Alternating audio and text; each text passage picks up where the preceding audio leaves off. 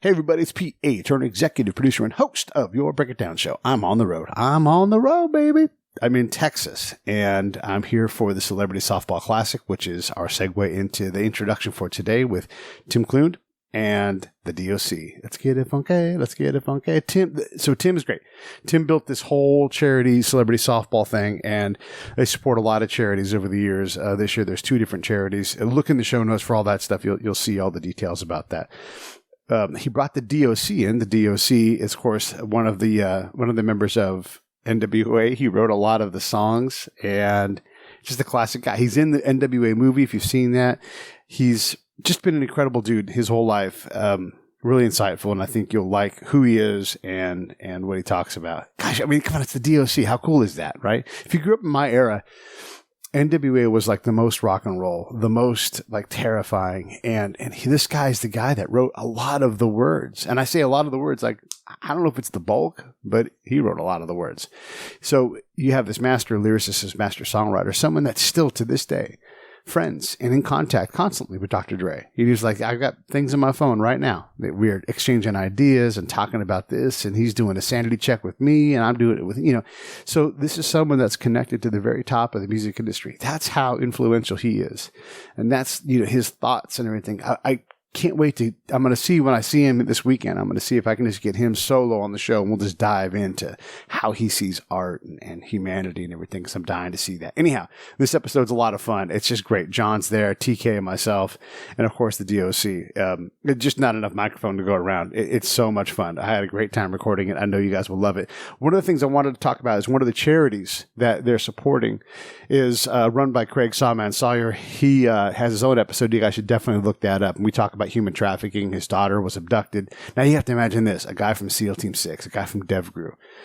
And he's like, I'm coming after human traffickers because there's not enough resources. It sounds insane when I say this. There's not enough resources for police departments to put task force together. There's not a lot of money out there. There's not a lot of training. And there's police situations aside, stuff like this, there's just no resources. There's no time. Who's going to dedicate their entire, and is one person able to keep up with this? No. And so it's guys like Sawman who bait the hook, and these human traffickers, these pedophiles, these people that want to, harm other. And this is in America. This is not some faraway place. It's a multi-billion-dollar industry. Sawman and his crew, they go out and they bait the hook. They find these guys and they run sting operations. Everything's legal. Everything's legit. But it's incredible when you hear the amount of work that the human traffickers put in to what's called grooming your kid, your cousin, your nephew, your daughter, whoever it is. And they do it through video games. They do it through text messaging. The average human trafficker texts probably 10x what you do with your significant other. That's how hard they're working. This is a business to them. And so you think about that. Who's going to counter that? Well, it's guys like Craig, and that's why we're supporting that particular charity. Obviously, Save the Brave is going to be there at the event. If you're in the Dallas Metroplex area, come on out and check out the softball event. We'll be there on Friday. There's a party at the hotel right there across from Globe Life Field, and then on Saturday we're going to be in the stadium doing softball games and hilarity in general. So definitely come out. I think the tickets are all sold out. You might be able to get a couple of tickets left, but definitely if you didn't come out this year, come out next year. Let's all get together. Let's go out and show for us. It'll probably be different charities next year. Tim sets us up so that the charities are constantly evolving and changing and trying to find ways to support different groups. Tim's a force. That guy gets out there and he is always drumming up support and everything else. So anyhow, Globe Life Field this Saturday. We recorded this thing about just a little less than 2 weeks ago. I love the DOC. I love John. I love TK. I love being able to do this. Get involved in charity. These are the kind of things that happen, and folks need your help, whether it's human trafficking or whales or nature, or whatever it is that you want to do, that you're passionate about. Put some more time into charity this year. I'm telling you, it'll pay back. Find a way to contribute, whether it's financially, with your time, with your help. Just running errands for a charity is a big deal. All right, enough of me talking about that stuff. Here comes the DOC. I get it, okay, I get it. Lions Rock Productions. This is Jay Moore. This is Greg Cruz. This is Bryce Vine. This is Dexter from The Offspring. This is Nathan This East. is Sebastian Younger. This is Daryl Amy. This is Stuart Copeland. This is Mick Gillette. This is Andy Summers. This is Dr. Bob Greenberg. This is Gabby Reese. This is Rob Bell. Hey, this is John Leon Guerrero. Hey, and this is Pete A. Turner. This is the DOC. and you're watching the Break It Down show, where we break it off. And now, the Break It Down Show with John Leon Guerrero and Pete A. Turner. I got TK on the show with me, and we have Doc coming in here in a second. I think John Leon Guerrero is going to be here in a minute to co-host with us. But the main reason why we're here is for charity. You know we love charity around here on the Break It Down show. Save the Brave, obviously, support them. And TK has been on the show before. And actually, we just put up the podcast version of the show we did months ago now, but I wanted to save it because I wanted to help promote the Celebrity Softball Classic. Sweet. We put that Mitzi Purdue show up on the podcast side. So anybody watching that, celebritysoftballclassic.com, there is the link right there, or .org, I should say. And then I guess you guys have been doing this for a while. We couldn't do it last year because of COVID, but let's talk about the Celebrity Softball Classic and why the heck are you involved in this thing? And did you start it, or give us the origin story? Yeah, no, I actually founded it. So it goes all the way back when I played all Air Force softball when I was in the military. And then, you get out and you get married and you have kids, and then everything falls wayside for dad. And then probably around 2014, when my oldest son went to college, my youngest son was going into high school. It kind of got down to a point of like, hey, what can we do to have some fun, raise some money? So the first one we did, actually, I teamed up with Marcus Luttrell and the Lone Survivor Foundation, and we did it at Rice University in 2015. We had a celebrity co-ed team versus celebrity veteran team that was basically made up of influential veterans. And it was a huge hit, and everybody had a blast, and the celebrities love hanging with the vets love hanging with the celebs. And that's kind of where it all started. And then 2017, myself, Roger Clemens, Matthew McConaughey, and Toby Keith all teamed up. Their foundations all teamed up, and we did the Red River Celebrity Softball game. And then after the 2018 game, the second year of that game, all my other celebrities and veterans came to me and were like, dude, this is awesome. Where's ours? We want one. So 2019 was when we originally did this game. It was the Memorial Day celebrity softball game that year in 2019. And we did it to raise money for Carry the Load and kick off Carry the Load weekend, and which just finished, obviously, last weekend with Memorial Day. DOC. Hello, brother. How you doing? What's up, baby? How are you? We're talking a little celebrity softball here, Big Pimp. As you should. After that, what happened, Pete, is we ended up COVID killed both games in 2019, and then we decided to resurrect the 2019 Memorial Day game. We actually changed it to Celebrity Softball Classic because it's just so hard to fit that game on a stadium weekend because of baseball. Are they in town, they out of town? So we just rebranded it as Celebrity Softball Classic so we could do it in May if we need to, in June, July, whenever the stadium appropriate. The other thing is we actually moved it to Globe Life Field this year, where the Texas Rangers' new ballpark in Arlington. So that's exciting. That field is ginormous. I just don't see the difference between a single A baseball stadium and a MLB stadium. Just don't look like same size to me. Like they say it is, I don't see it. I mean, the outfield is so freaking ginormous out there. But it's going to be a great time. And then what we have on June 12th is a veteran celebrity softball game first, a veteran influencers, and then we have the pregame, and then we have the actual celebrity co-ed game afterwards, which my man the DOC is actually playing in. Yeah. So we're looking forward to that, and that is actually his birthday weekend too, him and his mom's birthday weekend. So it's going to be even extra special for us. Yeah. Oh man, that's awesome. That's so much stuff, dude. I mean, God, that's huge. I was a little upset on my Lakers last night. Man. Did the Lakers lose? Yeah, they're out. Yeah, they're out of there. I guess the goat turned into the goat. I love it. I got to use my joke. We're trying to get Lucas. There are two games you said, and they're both on Saturday. Is that right? Both on Saturday. So gates open at 5 p.m. Then we got the veteran game will kick off at 6 p.m. and then pregame show, and then we got the celebrity softball game will be at that point. Who are some of the celebrities and veteran influencers and athletes that you've got besides obviously the DOC? Well, let's start with the veteran game. I mean, we've got Craig Saul-Mansour, obviously Scott Husing with Save the Brave. Got a bunch of Save the Brave guys. Nick's in that as well. The veteran game, honestly, there's probably 20 Navy SEALs. There's a few Delta guys, some Rangers. I got a couple of females that fly F-16s or flew F-16s. I got one of my good friends who's actually a Top Gun instructor at Top Gun, Tom Mackey, who is a F-18 pilot. And he fits that Top Gun bill real good. You think he thinks he's Tom Cruise still, even today when you see him. So, but then, I mean, it's just unbelievable, the influencers on the veteran side. And then you go over to the celebrity side, and you got the DOC, you got Ezekiel Elliott, you got Michael Irvin, EMI's in the house. And then you got like Brooke Ensey, Kaya Jones from Pussycat Dolls. Who else? I mean, it's Josh Howard, Michael Young. It's loaded. I mean, there's so many celebrities. It's hard for me to remember them all. I'm not even joking.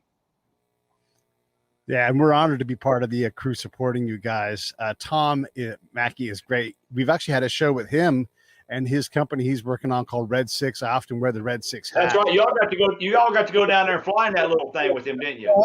I forgot y'all went down there. I forgot y'all went down there and did that with T Mac. Oh yeah.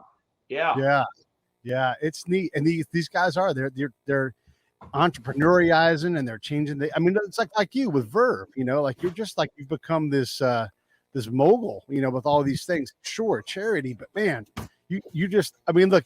You're barely in the military being in the Air Force, even less so being on all Air Force softball. But look at you. Hey, I don't make the rules, baby.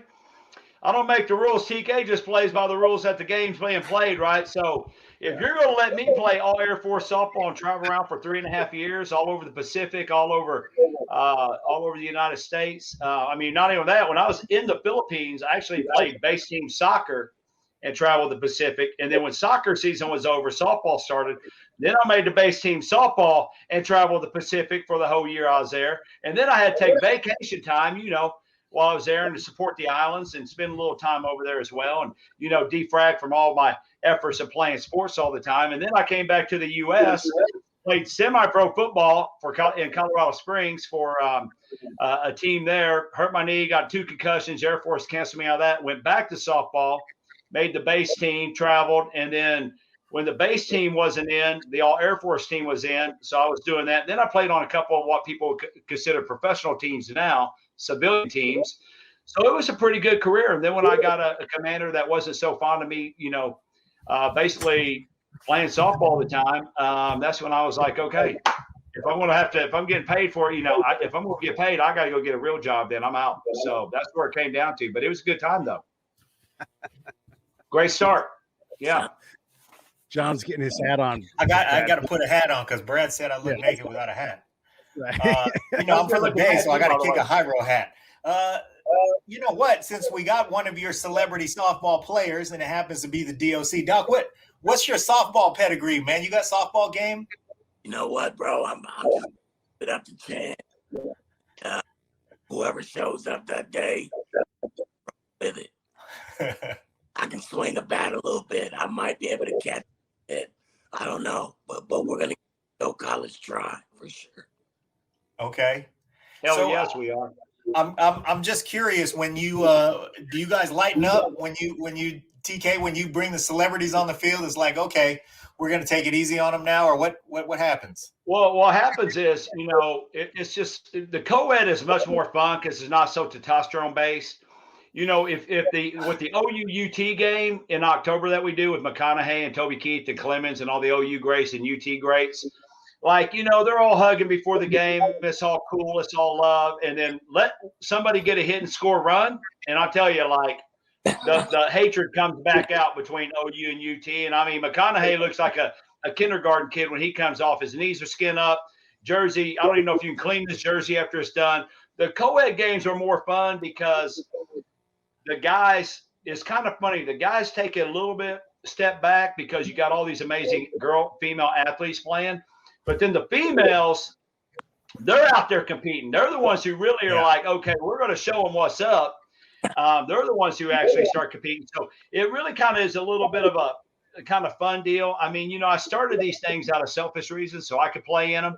And after the first one, my wife was like, hey, no offense, nobody wants to see Tim Con play. Like, you need to be up here with the sponsors and hanging out. Nobody cares about you swinging a bat. So I've only actually played in one of my own games. The rest of the time, we just get it kicked off. And, I actually like it a little bit better. I start sweet hopping.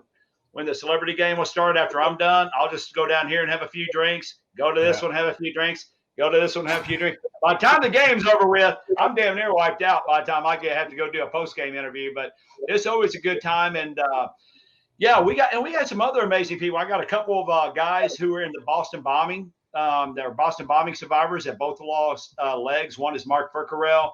One is JP Norton, both amazing individuals. They're playing in a celebrity game. I've got another guy by the name of Dave Stevens. Dave was actually born with no legs, but he played D1 football. He played D1 baseball. He actually tried out for the Cowboys in 92. If you Google him, you'll see it. You'll see that he tried out for the Cowboys at the old Texas Stadium in 92. The Cowboys brought him in for a tryout. And then he played single or double A baseball for a while out of college.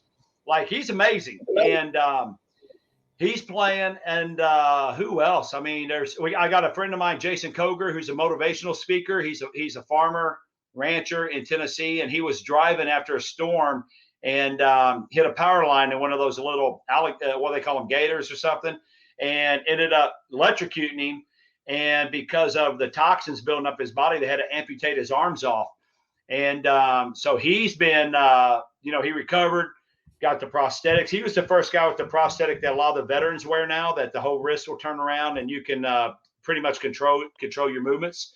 But he was the first one to have that. And it's kind of cool. Some of the videos he put out, the prosthetic company actually made him a prosthetic with the net where he can actually catch a ball. And then they made him another prosthetic where he can actually throw the ball, that can grip the ball and throw it. And then he has a prosthetic when it's time to bat that they made him, which is pretty cool. He's been sharing some of the videos on his Facebook, on Instagram, of like him trying to figure out with his kids how to work all these things. But, it's just a lot of inspirational people like that, and a lot of great people just coming out, having a lot of fun. The biggest part is, we're actually doing this game to raise money for Folds of Honor, which is a national veteran organization that gives scholarships to children of fallen heroes, which is absolutely amazing. And the Folds of Honor here in Dallas, they have a young lady by the name of Sarah Duncan. She was a recipient of one of those scholarships. Her father had passed away, and she went to, I want to say, Auburn, finished her degree, and then came back and worked for Folds of Honor. So she played full circle, which was really cool. And then the other one is Vets for Child Rescue, which is near and dear to my heart, which is sex trafficking. And Craig Sawman Sawyer, SEAL Team 6 guy who's playing in the veteran game. He is it's his foundation, and we just support him. And I mean, no children should have to go through that. And so those are the two foundations. We have another veteran playing in the game who was a 4-year starter at Naval Academy. He's a Naval Academy Hall of Famer, Clint Bruce. Clint Bruce left the Naval Academy. He backed up Ray Lewis for 2 years with the Baltimore Ravens. Then he went to New Orleans for 2 years. Then after 4 years of NFL, was like, it's not challenging enough. I'm going to go ahead and go back to Bud's training, and then went and became a Navy SEAL commander on top of it. Let me ask Doc a question, because so TK, he's describing all these guys, some of these guys have been blowing up and they have, a net for a hand. It's like superhero time. I'm 51 years old. And I used to be a pretty good athlete, not great, but pretty good, right? If I try to throw a ball from third to first, I'm going to scream, probably spike the ball 5 feet in front of my in front of my foot, and I'm not going to be able to throw anybody out. And if I run too fast, I'm probably going to have to hold my back, How are you holding up physically? Like, if you go out there and go play, how hard can you go? Can you do the Sean Dunston where you wait and throw the ball at the last second and, nip someone at the base? How are you holding up? You talking to me? Yeah. Man, look, I had a prayer. I'm on a wing and a prayer with this one. I'm doing it for the break. It's really for the people. You know what I mean? So I'm doing it for them. So we're all gonna have to wait and see, because I don't know what's gonna be. But one thing I do know, it's gonna be entertaining. It's gonna be entertaining 100%. Yeah. We're probably gonna put the DOC as a like designated hitter. Like I can't have the DOC. I'm not going to share his age, but he's going to be 2 years older than me on the 10th of June. So we can't put Doc out there to risk. So we're probably going to put him at DH and have some fun, couple hits, wave to the crowd, probably hit the dugout, have a few cocktails, enjoy the time. And we got the Gronkowski brothers playing too, which is going to be a whole nother mess to deal with those boys. So my whole family is coming out there. And my sisters, both of them reminded me that I was never really a good athlete. And so they're really excited to see what it's going to look like too. So it'll be a lot of fun, man. And I'm really excited. I'm so glad that TK reached out to me. Because, well, first, I really enjoyed the idea of giving back to people who really deserve it, who really need it. And especially here in Texas, because where my heart is. But I also want to show my sisters I can swing the damn bat. You still got game. That's what sisters are good for, man. They're good to tell you what you can't do. I know, right? So what about, okay, let me ask you this though, because if you're, you're playing in a softball game with all these female fighter pilots, and they're going to get competitive, but we know that your gifts are otherwise. So we know you're going to hang in there with them. How do you feel about female fighter pilots, man? Does that do something for you? Because I feel some kind of way about them, man. Bro, I'm in awe that they even exist. Because if it were up to me, there would be no fighter pilots. I'm not doing it. I can barely fly from Texas to Los Angeles on American Airlines, bro.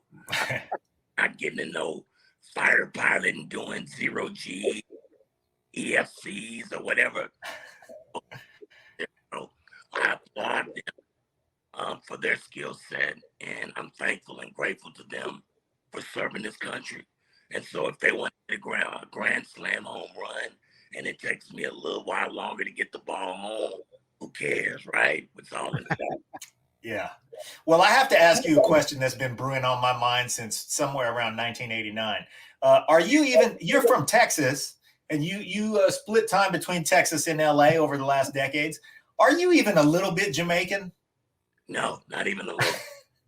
Like when Dre and I made that song, I had been drinking a little bit. Okay. And when the beat came on, at least in my head, it sounded Jamaican. Okay. That's the way the song came out. But if you'll notice, I never did it ever again. It was just that one thing that happened in that one moment. So blame it on the corona. I mean, I don't. All right. So TK, I think that's what you have to look forward to, is that Doc may just do something that day that will only happen ever in history, just that day. Well, I can guarantee you I can promise you, I'm not going to tell you some of the surprises that's going to happen, but I can guarantee you there's going to be something that's going to happen before pregame that is going to be a huge surprise to some people that we love. And it's going to be a lot of fun. The pregame, we got World War II Iwo Jima survivor, or as Clint Bruce will say, victor, because he didn't survive the island. He walked off that island. Don Graves, who dropped out of school at 16 years old during World War II, joined the military, joined the Marine Corps, and he's only like he said he was 5'10". He's probably like 5'7" now, but he's 96 years old. But when he was in World War II, he was actually a flamethrower. So, he was carrying the packs. I mean, that's the job. And he was on the island when they raised the flag up at Iwo Jima. He's actually singing the national anthem, and he's a great friend of mine. And honestly, if there's somebody I can hang out and run sweet hop with, it's going to be Don Graves, because he probably drink me underneath the table when it comes to drinking beers, and it won't even affect him. And then the other cool thing is in 2019, the Memorial Day weekend, we had the Colonial going on here, the PGA golf tournament too, right? And I'm going to tell this, if Don Graves watched, he's going to be blushing, but we were up in a suite having a hamburger, having a beer, and the game's going on, and we were chit-chatting, and he said, yeah, I'm taking my girlfriend to the Colonial this weekend. Now, he's 94, 95 at this time. And I was like, yeah, and he kind of leaned over and whispered. He said, but she's only 63. You think that's a bad thing? I was like, dude, I think when you get 95, you can pretty much damn near date whoever you want, bro. Like 63, hell, I'm proud of you, my man. So, but yeah, all the women love him. All the men want to be him, but he's going to be there. It's going to be a lot of fun. I'm just trying to think what else is going on that whole deal. I mean, it's just out of control, man. Everything happening. Yeah, you want to hang out with that guy and listen to those stories because those are the guys that ran up the hill and stuck the nozzle of the flamethrower in a pillbox. And, you know, we're saving a lot of American lives trying to also come up that hill. So, man, those guys did just some stuff that was bananas. And, you know, to just be able to spend time around a guy who's got stories like that. I mean, he ditched school at 16 so he could go to war. Wow. Yeah. Come on. A lot of him and a lot That's of his buddies did. They just went and lied about their age and just dropped right out and went on in. Like you talk about some studs. That's the reason why those guys are the greatest generation, man, because we don't have them we don't have them type of people anymore. That's going to be like, oh, we're at war. Okay. The whole earth is either we step up and battle evil or we're all going down. And like 16-year-old, like I'm out, I'm going. And you know, the thing is what people don't realize about World War II, when you got deployed. Like you didn't come home until the war's over. It's not like a deployment nowadays where, hey, I'm going to Afghanistan for 9 months and then I come home and defrag for, 3 to 6 months and maybe go back. Like you're going to Europe. See you and whenever the war's over. And I think he was over there for 3 years. And you think about it too. Most of the time they're just walking, right? Yeah. He was over. He did the Pacific deal. And so you're on the boats. The other thing I just learned not too long ago about Iwo Jima, because, I think we had the 75th anniversary not too long ago, but 95% of the first wave of boats that hit the beach, the guys, where they're jumping off the boat, 95% of them didn't survive, didn't make it at the end of the day. 95%. That battle, and you know what? Think about that. And your mindset is you're seeing all your guys dropping in front of you, but you still are badass enough. You're still jumping off that boat and heading in. Those are some real American heroes, man. No question about it. Yeah, that he's battle gonna be my favorite. Like I said, he got pissed off at 2019 game because he threw out the first pitch, and he was trying. He threw it underhanded, and he was mad that he didn't like the way the pitch went. And then we were walking off, and I had my arm around him, and he's like, "Oh, I can't believe I threw out the first pitch. Why didn't you have me sing the national anthem?" I was like, "Do you sing the national anthem?" Well, yeah. I was like, "Well, damn, why didn't you tell me? I'd had you do that." So this is his opportunity to do it now. This is like the stadium opened up last year for the World Series. This is like his fourth or fifth time singing the national anthem at the Globe Life Field. They have him out there all the time. It's pretty cool. Let him sing it every day if he wanted to. You're in your 90s wanting to sing the national anthem. Go do it. Hey, throw him a cheeseburger, a Bud Light, and a microphone. He's game on, babe. Perfect. Macking on 60-year-olds. Oh, dude, macking on 60. That's a real Mac Daddy. That's why I tell my wife, I go, let me tell you something. No offense. If I last longer than you on this planet, I'm going to be Don Graves. So just go to your grave knowing I'm pimping out like Don Graves at 90 years old. I'm going looking for them young 60-year-olds all day long. I promise you. Same. I made the same agreement. I'm like, I'm going to be faithful while I'm with you, but if I outlast you, I'm going after it. If I outlast you, baby, I'm going straight Don Graves. I'm going to be. And it's fair. It's fair. Still going after it. Oh, 100%. That just took me to another level in my book. When he told me that, like, oh, yeah. Yeah, bro. You just went off the scale. Okay, so hey, who did you like growing up? Like, you have a signature catch, and I want you to answer the question too, TK. Like, I'm a Ricky Henderson guy, so I liked his version of the snatch catch. There's like the slow snatch, and there's Dave Parker that had the Cobra. Do you have a signature catch, Doc? And then what about you, TK? Do you have a signature, or the Dave Henderson where you look up like you can't see the ball, you have your glove right here, and all of a sudden the ball just goes boop right in your glove? What are you gonna do? Do you got something for us? I don't have a signature. My signature. allowing the ball to hit the ground. I love it. It's a great signature catch. What about you, TK? Do you have one that you do? My signature catch would be Willie Mays Hayes off Major League. That's it. The Wesley Snipes Willie Mays Hayes catch. Mm-hmm. Nice catch, Hayes. Don't do it again. That'd be my guy's catch. That's what I want to see. Listen, we got some competitors. We got a Super Bowl champion, Isaiah Stanback. I saw him yesterday with Steadfast. You know, this boy's coming out to play. Like, there are a few of them that I can promise you they're not going to share time. Oh, you're a celebrity too and you want to play? Well, that's good. Go ask somebody else. Take somebody else out because I'm not coming out of this game. He's already talking MVP. He don't care. So, I mean, there's a few of them too that are out there that are, he actually got drafted out of high school for Major League Baseball, went to the University of Washington, played quarterback up there, was all Pac-10, I think, at the time. Came out of college. The Cowboys drafted him in the 4th round. I think the Baltimore Orioles drafted him again in Major League Baseball. He didn't even play for 4 years. He was so good in high school that they drafted him again, even after not playing 4 years in college. And then, he ended up becoming a receiver in the NFL. And then he won his Super Bowl with the Giants, actually. That's who he won his Super Bowl with after leaving the Cowboys.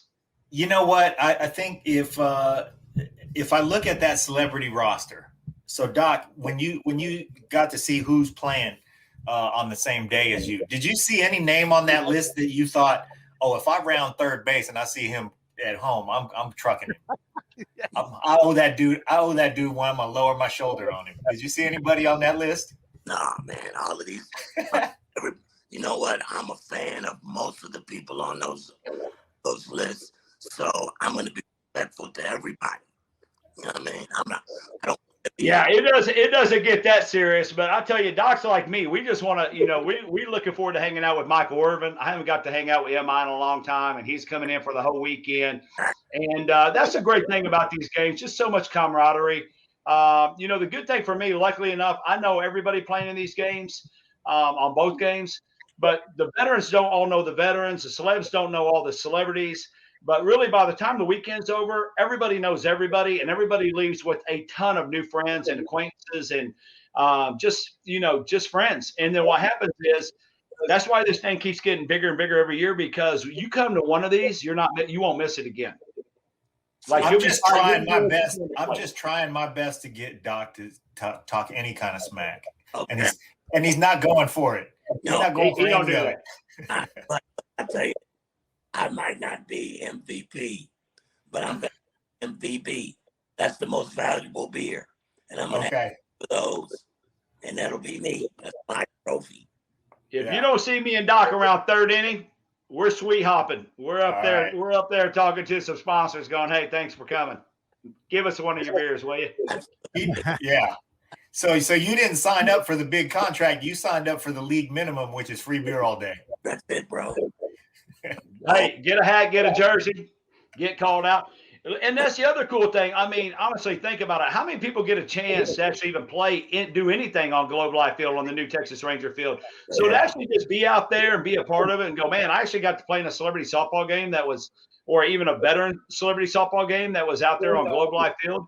I mean, it's just kind of it's almost bucket list item that most people don't get the opportunity to do. And I appreciate the Texas Rangers for giving us the opportunity to even have this game there. It's going to be a lot of fun. Okay, so the flip side of that question is, never mind who you want to truck at home plate. Was there anybody on that list that you say, you know what, I never met that person, I really want to meet that person? Stacey Dash. I never met Stacey Dash. Okay. That's my heart. You know what I mean?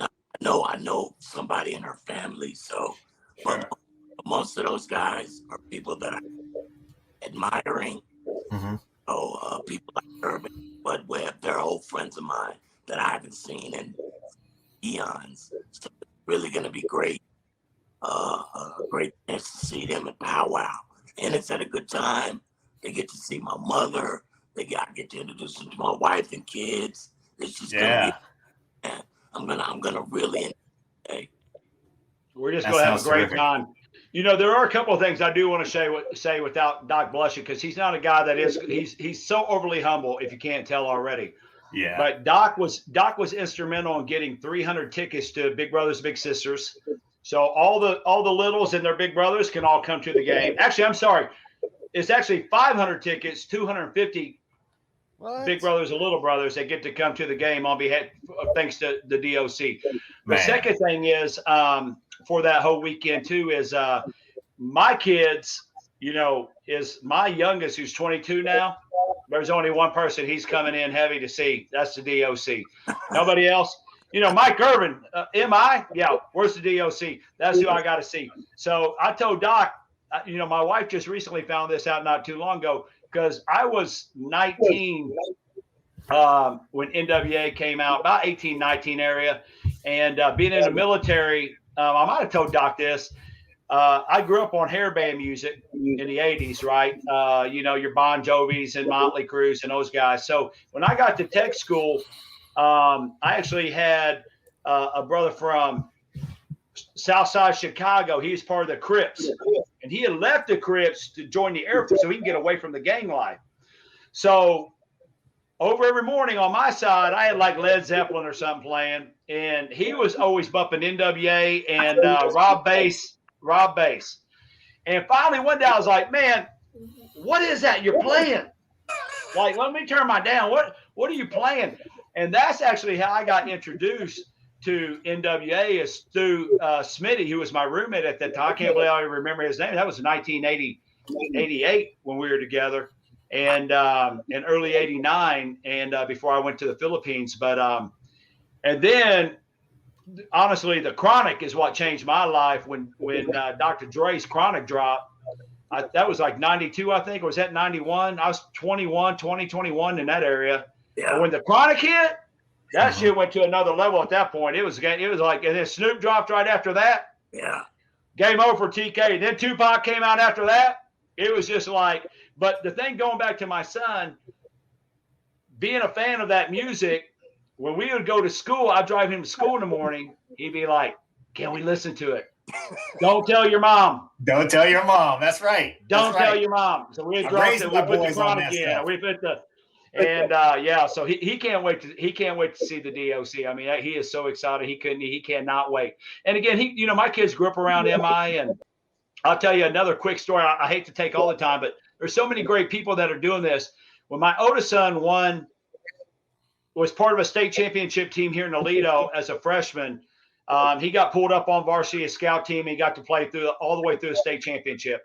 And MI had called me probably about 9:00 one night. And he was like, TK, hey, was Dylan on that state championship team? And I was like, yep, he is on it. And I said, but he's getting a squad ring, and he's upset about it because he don't feel like he deserves a squad ring, a state championship ring, right? So MI is like, hey, go put him on the phone with me. So it's like 9:00 at night. I went and gave my son the phone, said, hey, it's Mr. Irvin. Bring my phone back when you're done. Michael had talked to him for about 45 minutes on the phone. And my son came in and just said, hey, Mr. Irvin said he'll call you back later on. And I was like, what did Mike have to say? And he's like, well, he told me this story that Jimmy Johnson had always told him ever since he got to Miami and all the way through when he was with the Cowboys with Jimmy. He said, guys, every day when you wake up, one of two things is going to happen. You either go get better or you go get worse. There's no in between. And that story, that tells you got a pro football Hall of Famer that took 45 minutes out of his evening to sit and talk to my son about football and life and the opportunity of what could be and to be able to tell the story that Coach Johnson's always told them. Those are the kind of individuals playing this game. That's the cool thing about this game. That's fantastic. I grew up a Niners fan, so I have every excuse to not like Michael Irvin, but I love Michael Irvin. Good talking to you guys. That kind of dude. He's always been that kind of dude. And that story is wonderful, but it doesn't surprise me. But I want to say this. 49ers, I love the 49ers once we got Dion and Haley from them to the Cowboys. And I was like, thank you, 49ers. Yeah. I've always hated it. I tell you what, when Joe Montana threw that last second pass to Dwight Clark in the end zone, my boy, Michael Downs, I think he's Oak Cliff boy. Michael Downs grew up as Oak Cliff, went to Rice. What happened is you always seen that picture, Everson Walls back there by Dwight Clark, right? The thing was, Big E told me the story is actually Downs was covering Dwight Clark. And if you once you hear the story and you watch it, you can kind of see it. But when Dwight Clark was dragging him to make his turn, there was an illegal push off that pushed down Michael Downs down, and that's what got him open. And Wallace just happened to be covering somebody in the corner and look back and see the ball and Clark coming, and that's where you see Wallace trying to jump back to block the ball. But ever since that moment, I've hated Joe Montana. I hate the 49ers. I hate the whole organization. They shouldn't even be in the NFL. Hey, TK. This is where Cowboy fans bring up old shit. Hey, TK, remember when the Cowboys got the ball back and damn near run it back? You should hate the guy that got himself tackled on the run back. Yeah. Damn near. Joe Montana's fault. You got Ed Too Tall Jones, Randy White, all them in your face. I was 11 years old. I cried after that game. I was so mad. That was when I was like, Joe Montana, let me get his football card. Rip. Everybody sing 49er. Who cares? They gone. And that's the thing about me. And then I'm a huge Cowboy fan, so working with those guys, the Tony Dorsett, all the old school, I mean, they're my favorites. Yeah, man. Well, I respect it. But I want to say this, because the thing that you brought up was, as much as gangster rap got, a bunch of negative press and for the language and misogyny and all of that stuff, there was a secret handshake between fathers and sons. And that was one of the things that absolutely my boys and I always bonded on that ride to school. It was like, hey, man, if you acted right last night, we'll listen to the DOC on the way to school tomorrow morning. And so, there was an incentive there that gave us we're not telling mom about this and you don't use this language at school. But, in between the house and a block before we get to school, we're pimps and we're rolling Too Short. Oh, we're rolling the DOC and we're rolling NWA. We're coming in school zone heavy, windows down, heavy, bumping, baby. I want the freaking crossing guard to be embarrassed. Like, we're coming in strong, But that's the other thing about the DOC. The DOC never cussed in his raps, in his videos, none of that. He didn't do that. And because he was like, hey, man, you know what? I don't want to brag on myself. I'm too good for that. I don't even need to do that in my raps. So that's the thing about the DOC I love, too, because my son could listen to the DOC. I mean, it's funky enough. I don't even know how many times we had that thing jamming. That's kind of what you got to start them on, right? You start them out with the DOC, and you get that going without all the words. But I'll be honest with you, I grew up a street kid, too. So, my kids sometimes, unfortunately, hear those words out of my mouth. And it's just a life pertain. Like, I'm not a parent that's going to stick my head in the sand and act like my kids ain't going to hear them words or be around that. So, you gotta learn when not to use them. If mom don't care, I'm good. Like, let's tune it up, baby. Listen. Just don't say nothing. Well, look, since we're on the subject, and Doc, you probably all tired of hearing about all this all these years, but I have to acknowledge that, there were, when you get deep into the music, there were three distinct voices in the lyrics of NWA that we all know and love. And really, Doc, you're responsible for what I consider the part with the sense of humor, the part with the charm, the part that made it approachable. And so, Cube had a hardcore voice, and he told the story of the LA streets like nobody else. But when it came time to crack a smile, when it came time to wink at the girls, when it came time to, acknowledge that sometimes you get to be happy in life, it seemed like those were your lyrics. What the truth of the matter is, back in those days, rap was a hard time trying to cross over into the mainstream just for that very reason. So I took it. So that was my way of helping those guys kind of cross over into the mainstream by making it a little bit more funny, a little bit more entertaining, so it would be acceptable to middle America. And they prayed that these guys were going to show up in their yard and with their lowriders and start car hopping shit. That they just want to have fun, and I think that was the thing that really helped them get over. But after they saw Eazy's little ass on TV, it was over with, Yeah. And I mean, he had a charisma about him. I mean, he could be intimidating, sure, but he was funny. And the streets are serious, but the streets are also very funny. But don't get it twisted. Eazy-E was every bit the street guy you would think that he was. Even at 5'4", whatever he was not to be trifled with.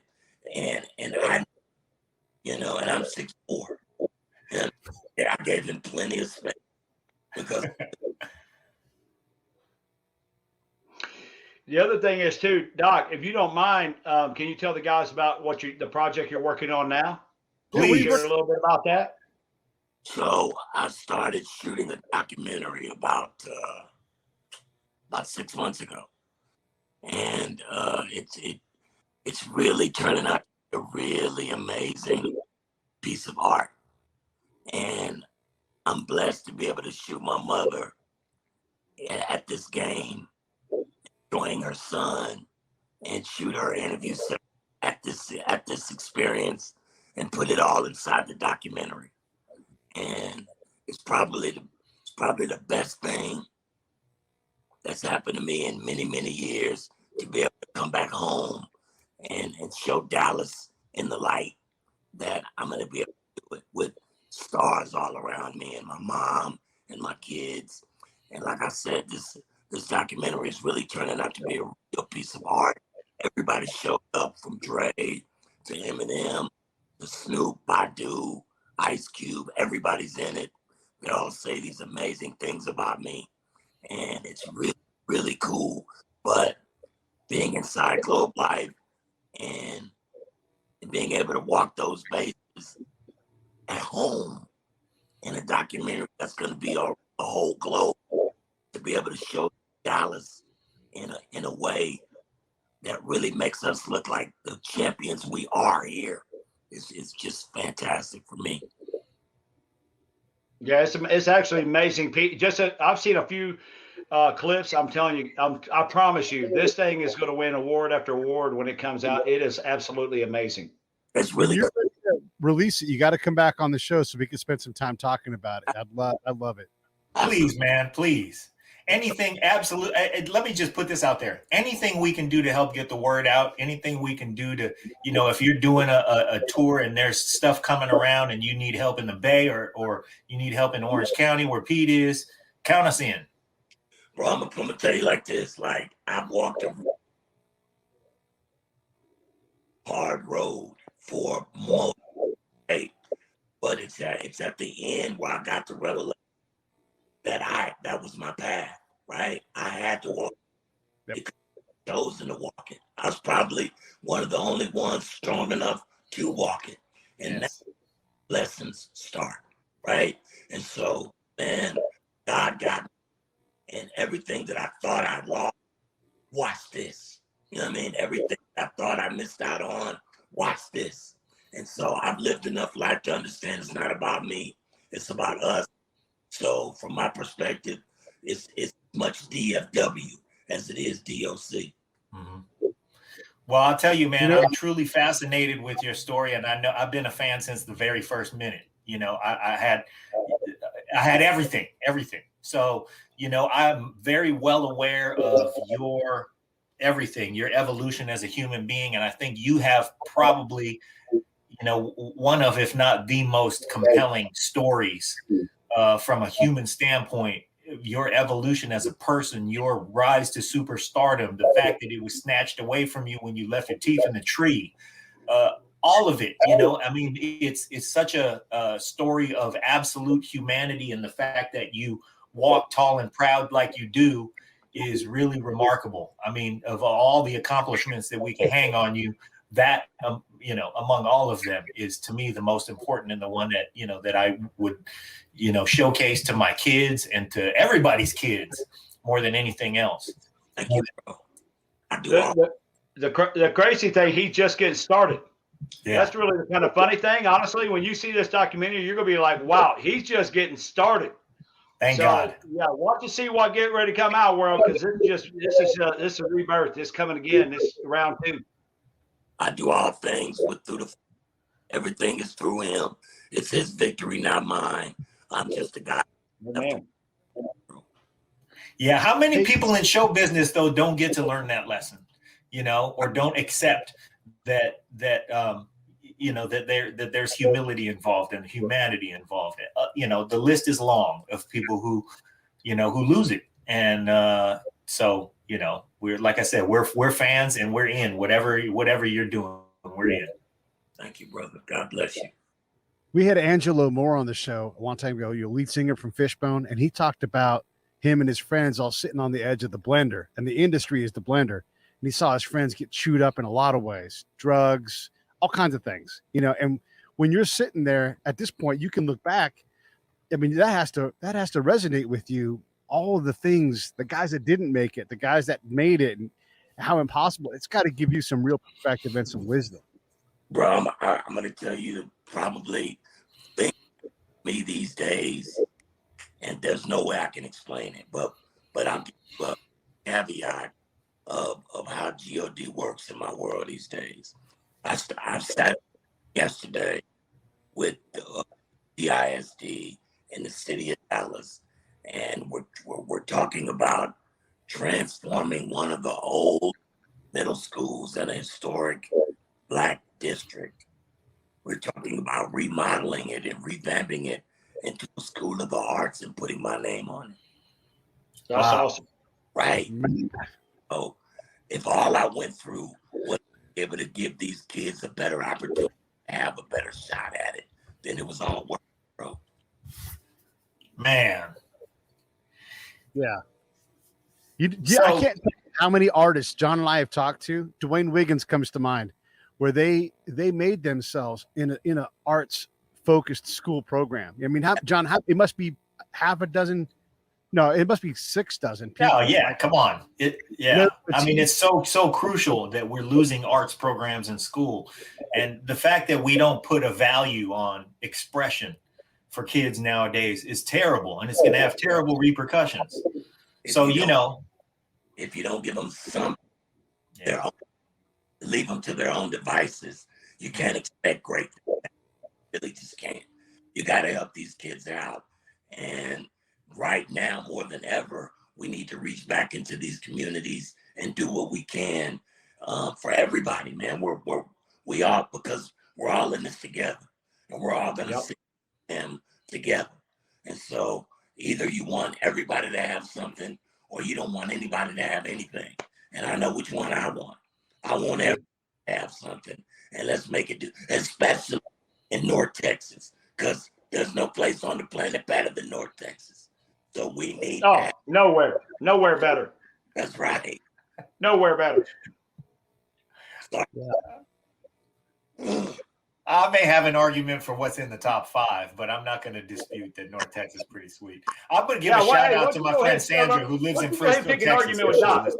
Go ahead and pick an argument with Doc. Let's see this. Yeah.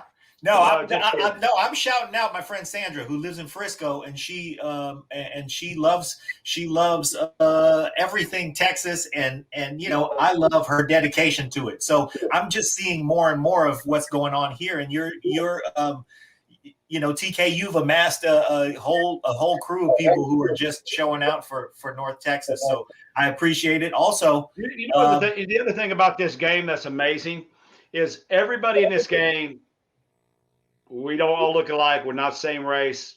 Yeah. We don't have the same political views. We don't have you name it. But what's amazing is when everybody gets together, man, it is all love, and it's so much fun, and all that craziness is just wayside. And, this is just really this event, besides, from a selfish aspect, the people who are participating in it, from a selfish aspect, we get to see a lot of people we love and care about and have a great weekend. It turns into a family reunion every year. But, what we're most interested in is making sure the fans that come and attend, and I think we're almost sold out at 5,000 tickets. We only did 5,000 tickets at this first one.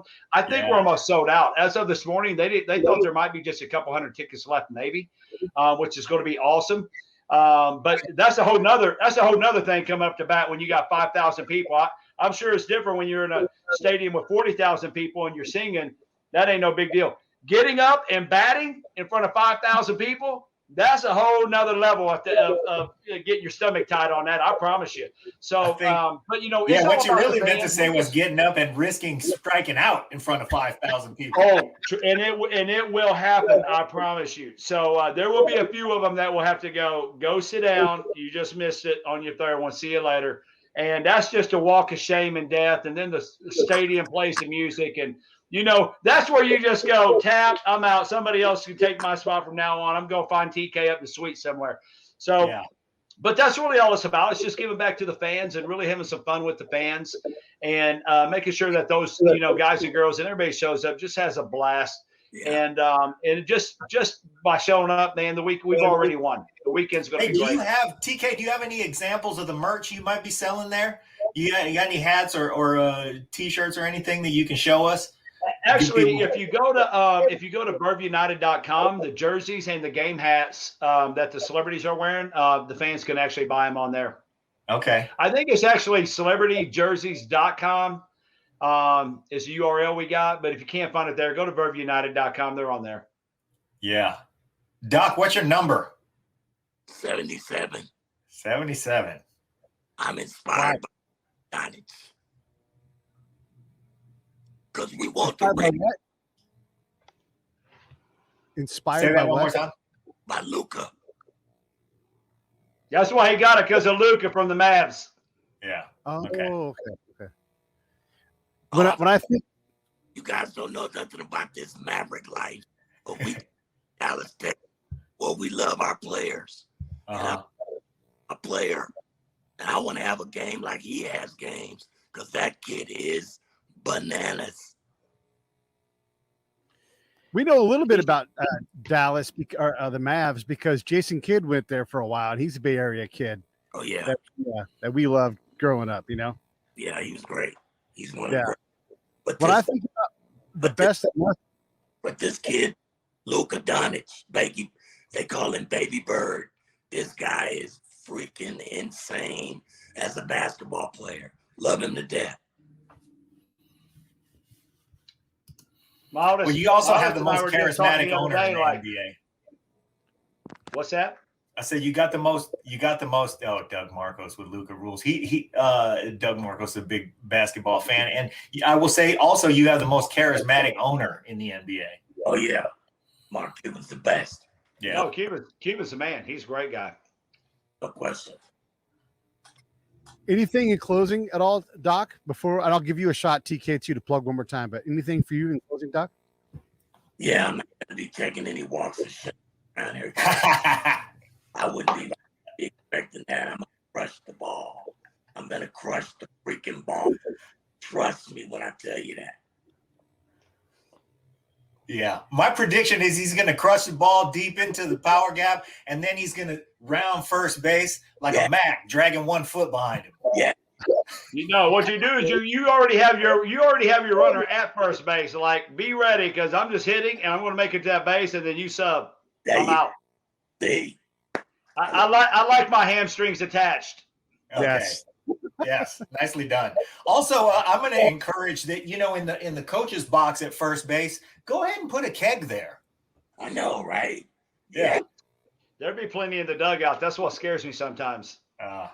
You always kind of worry about, like, man, I know what he had pregame. I hope he can just even swing a bat at this point. It's always a good time, I promise you.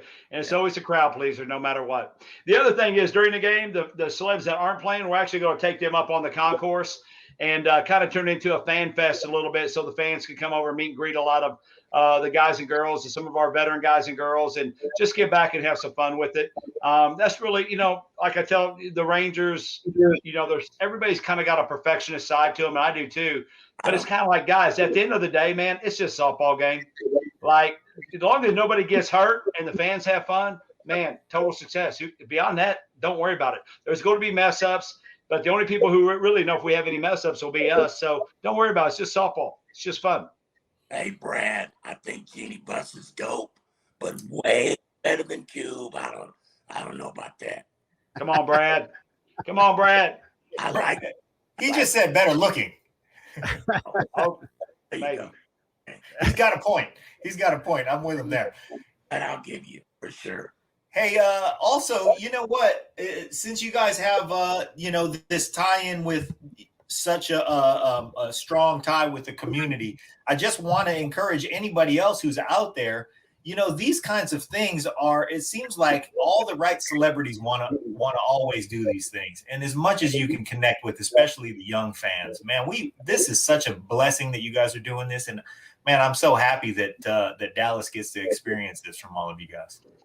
Every one of those celebrities, veterans, everybody participating is doing it on their own dime. They're just volunteering. They're just coming out to have fun, which is another really incredible opportunity because it just shows you the selflessness of everybody going, man, we just want to help and give back and have some fun.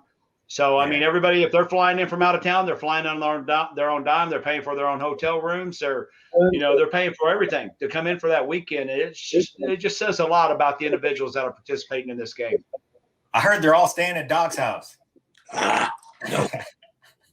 They can because we're going to be at the Lowe's, baby, enjoying life. That's right. Yeah, you and me, we're drinking Coronas. That's what we're going to do, Doc. That's what we're doing. Kick that house. Well, hey, man, we really appreciate you both. I'm going to say a shout out to Willie Calhoun. We appreciate you guys. Yeah, no worries. I want to say a shout out to Willie Calhoun, who plays for the Rangers. Right. He's from Benicia. That's my hometown. That's where John lives now. And got to send up some love his way. Anything in closing, John? He needs the love, right? He does. Yeah, man. But anyway, God bless that. Yeah.